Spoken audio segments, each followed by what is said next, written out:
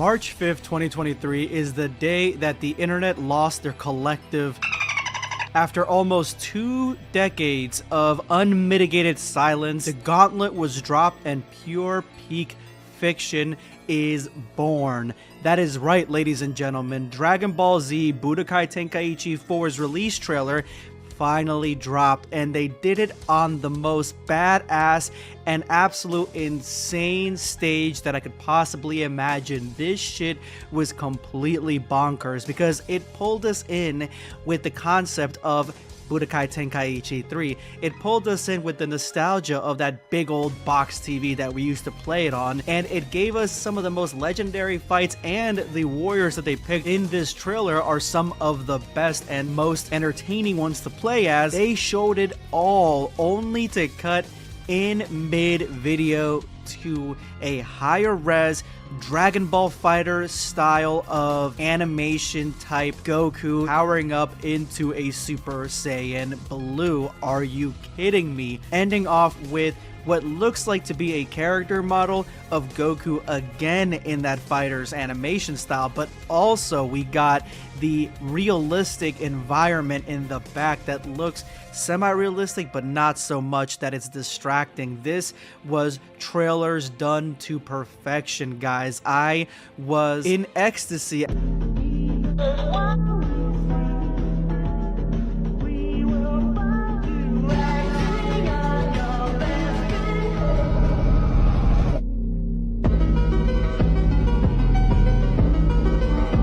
As was much of the fandom, if not all of it. Most of us know where we were when this trailer dropped. I would say all of us Dragon Ball fans know where we were when this trailer dropped. It is still trending till this day. 3 days later, it is still going strong. And with the drop of official news coming from the Dragon Ball website on the trailer itself and the future of Dragon Ball Tenkaichi, this has single-handedly revitalized the Dragon Ball community, guys. But before I jump into the news that just dropped for Dragon Ball Z Tenkaichi 4, let's go back in time for a minute. The year is 2007 and I am in high school. After high school, I used to walk to my friend's house every single day to go ahead and hang out, play some video games, and this day in particular, he had a brand new Dragon Ball game that had just dropped recently that his dad just bought him. Now, I was ecstatic because I had played the Budokai game and I had played Budokai Tenkaichi 2 before. So with him telling me this is Budokai Tenkaichi 3, I was over the moon. When I finally got to his house, he booted up the game only for me to realize that even though he had just gotten the game, he had gotten through most of the story mode already, probably playing it throughout the night. So we had most of everything unlocked, which was awesome for me, and I jumped in as soon as possible, playing characters that I hadn't been able to play before back in Tenkaichi 2. The versus match was on. We were playing like our lives depended on it, and we decided, you know what would make this even more awesome is if we muted the music from the game, even though the music for the game is pretty badass on its own, and we decided to put on Meteora from Linkin Park, battling on Planet Namek with Numb, Breaking the Habit, Faint, Somewhere I Belong, all these classics in the background, guys. It was ethereal and it gave us this octane boost of adrenaline that no other gaming experience had been able to match up to that point. We were hooked, and this went on for months with the same routine of me going to his house, playing Tenkaichi 3, listening to Linkin Park. Budokai Tenkaichi 3 is one of my favorite games of all time, and it is my favorite Dragon Ball game of all time. It had and still has everything that I would want from a Dragon Ball game. Do I want super fast, visceral, impactful fights with a large array of characters, huge roster, and unlimited strategy and tactics due to the very flexible battle system? Do I want to play from the beginning all the way to Dragon Ball GT through story mode, even unlocking what if storylines? Do I want to have an interactive loading screen that in some ways is equally as fun as the main game? Yes, yes, yes. So why am I telling you all this? For one, I want to share my experience with Tenkaichi 3. It is something that is so integral to my life. It is something that changed my life in such a deep way. I always love talking Tenkaichi, and I am so glad that I get to talk to you guys in a video. I did not expect this for 2023. The other reason is because I want to give you guys what I want from the game and what I don't want from the game, coming from somebody that has a lot of experience in the Tenkaichi series and loves the game to death, because I understand that a lot of you guys more than likely have never played the game. Wait. I just got worked! Budokai Tenkaichi is not like Xenoverse or Fighters at all. There is some stuff from Fighters, especially at least in this new game, the way that it looks, that is similar. But when it came to the original, there's really not much there that you can draw from, specifically the battles. Now, Fighters gets it the closest because Fighters has a lot of strategy, a lot of tactics when it comes to its fighting, and also a lot of flashy movesets, end skills, all that stuff comes really close to what Tenkaichi was. But in my opinion, the limitation of the side screen where you can only see so much, you can only move so much, is what keeps fighters from coming close to the heights of Tenkaichi. It's too restrained. Now when you go to Xenoverse, it's not even close. Now, this is coming from somebody that enjoyed the Xenoverse games, although I do think that they've been milking the shit out of them for years now, and at this point, they probably need to stop because nickel and diming the game for all it's worth. But Xenoverse isn't anything like Tenkaichi. The fighting is completely different. Even though it's more open worldy, it is so much less impactful. It is so unserious, the fighting, the punches, the blast, everything from Xenoverse. It's like you dial Tenkaichi down to 0.1%. It doesn't even feel like it could be possibly in the same wavelength. It isn't. Xenoverse is completely different aesthetically. Xenoverse is completely different in its storyline. Xenoverse is completely different in its gameplay. It is just a completely different game. So if you're thinking that Tenkaichi is going to be like Xenoverse and Fighters, there could be some crossover there because this is a brand new Tenkaichi game. But if they go off the bones of Tenkaichi 3 and make this the actual successor Tenkaichi 4, then no, there shouldn't be anything that is even close to those games at all, besides the fighting style and maybe if they have a character creator.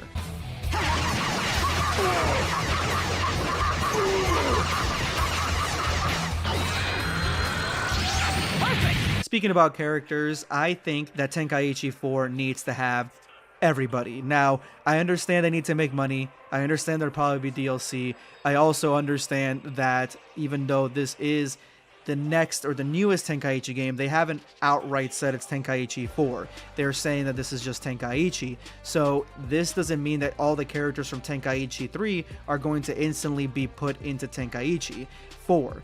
But I would like it to have an opportunity where you can unlock these characters through the story mode, a good majority of them, before they are locked behind a paywall. That's number one.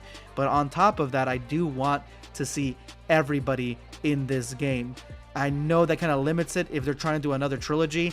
I know that, but still, guys, most characters should be in this game, at least a lot of the new ones that have not been in any of the newer games so far.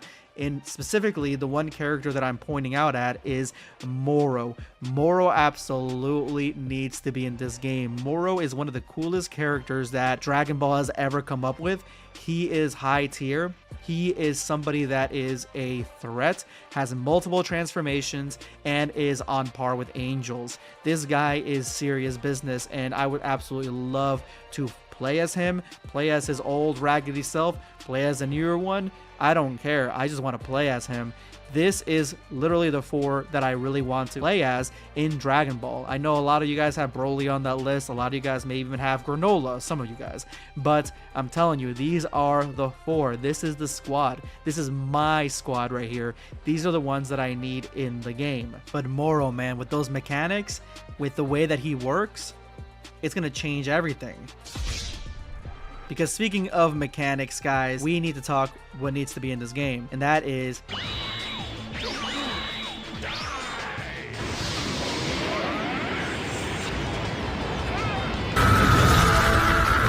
beam struggles, but not just beam struggles the way we've seen them.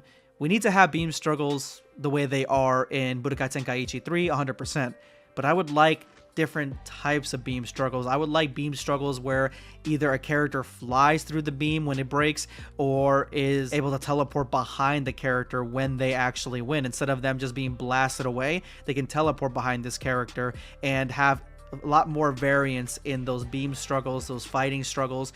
I'm just saying those toggles, they're going to be broken by the end of the game. You might as well just invest in some new PS5 toggles because, yeah, they're not going to make it through any fighting through Tenkaichi. That's another big difference between that and the other 2 games that I've mentioned. You remember how when Krillin attacks Perfect Cell when he first transformed, he couldn't get past them and neither could anybody else at first because when punching him really is not much. I think that each character, depending on which character it is, should have some form of immovable stance where they, at first, when they first transform, they cannot be harmed in a sense, or they can activate it and have some sort of durability or extended durability, basically harden like in Pokemon, something along those lines, because that is something from Dragon Ball that we haven't seen in any game.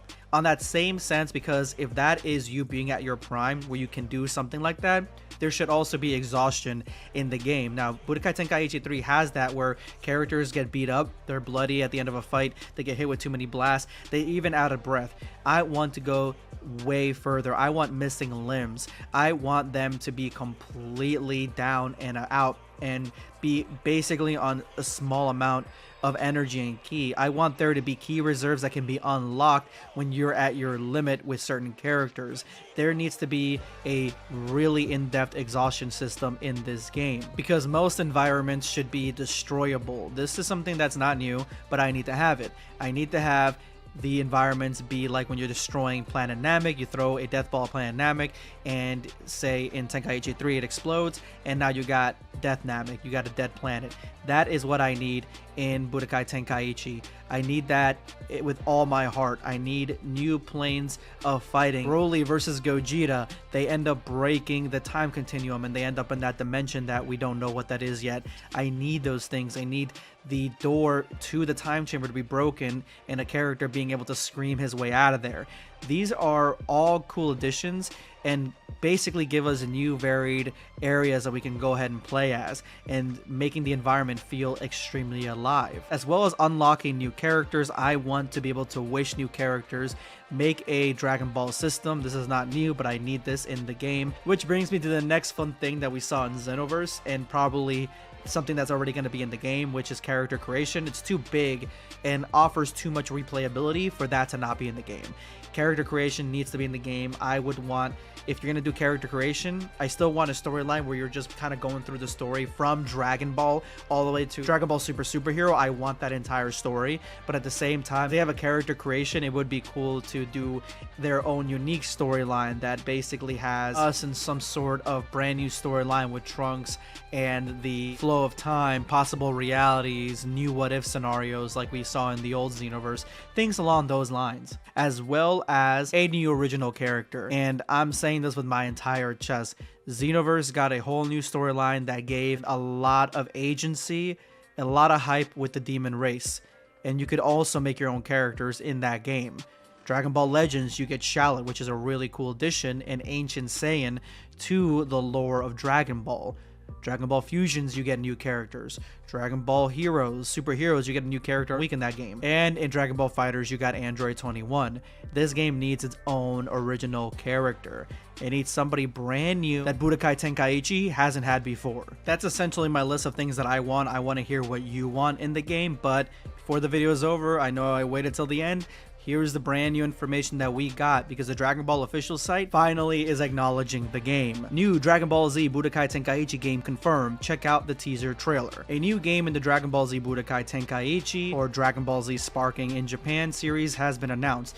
The news came as a big surprise to fans when the new trailer was unveiled at Dragon Ball Games Battle Hour 2023, a 2-day event held on March 4th through 5th in the USA, which I should have seen it coming with that Battle Hour thing and people having so much fun versing characters. It should have been obvious that that was what they were doing. First release in 3D action fighting game series was Dragon Ball Z Budokai Tenkaichi all the way back in 2005. The game was such a hit, it had followed up with 2 sequels, Dragon Ball Z 2 Budokai Tenkaichi and Dragon Ball Z 3 Budokai Tenkaichi 3, with all 3 garnering popularity among fans thanks to their faithful recreations of special moves, exactly, and massive rosters of characters from throughout the Dragon Ball series. Like the moves themselves, fighting in that game, it is so strategic and you are just, it feels like you're slugging it out and you're trying to do your best with what you got. It's amazing. More info will be coming soon, so stay tuned. But the way that they're framing this, it feels like this is the successor to Budokai Tenkaichi 3, but it also feels that it could be a remake of the original Budokai Tenkaichi with new additions.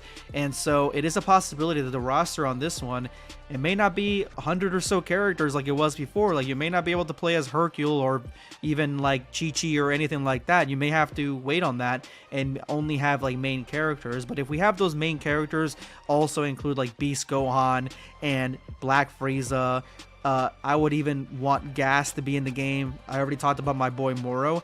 Then I would be ecstatic for it. But looks like they're not even counting in the running any of the other Tenkaichi games or Tenkaichi-esque games that are essentially like reboots, like Tag Team, Raging Blast, or the worst one, Ultimate Tenkaichi. So they're not counting those as part of this roster of Tenkaichi games. They're just basically saying that the 3 are the main ones and then this is the 4th one, if not a remake. I personally can't wait for this game to come out. I'm going to have so much content on it. I'm going to be playing living hell out of it. I may even just get it, not even for PlayStation, I may get it for the PC if there's going to be mods added to it. Like everything else, the mods could be really fun. The mod scene could be awesome on it. So let me know in the comments below what you guys think of this. This is going to be BlackScape signing off. Take care, guys. Subscribe for more content.